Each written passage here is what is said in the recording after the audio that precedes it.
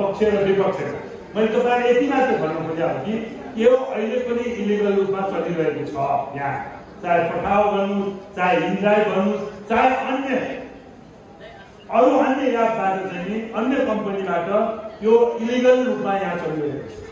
त्यसले गर्दाखेरि प्यासेन्जरको सेक्युरिटी र प्यासेन्जरको चाहिँ भोलि एक्सिडेन्ट भयो भने त्यसको चाहिँ क्षतिपूर्ति अथवा उपचार खर्चको पनि कुनै यहाँ चाहिँ व्यवस्थापन गर्न सकिरहेको छैन।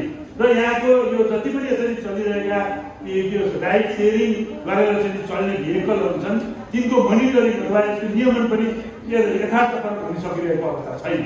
र राज्यले त्यसबाट केही पनि लाभ अथवा केही पनि रेभिन्यू प्राप्त गरिरहेको अवस्था छैन।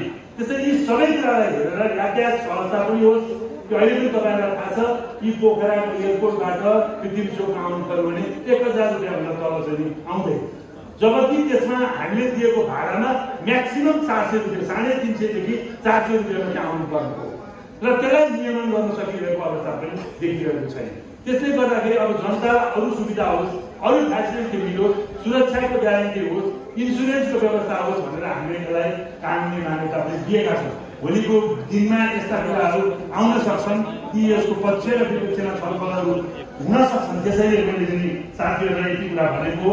र अब छिट्टै नै सर्वोच्च अदालतले फेवातालको बारेमा, फेवातालको संरक्षणको बारेमा जे फैसला गरेको छ त्यसलाई कार्यान्वयन गर्ने चरणमा अब सरकार एकदम छिट्टै जाँदैछ।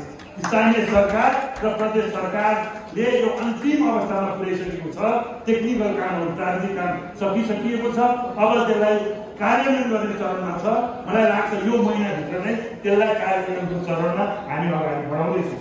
यी कुराहरू यहाँको जनसरकारका कुराहरू भएको हुनाले मैले पार्टीका साथीहरूलाई अवगत गराउन यति कुरा गरेको। अब अहिले बजेटको पूर्व संज्ञा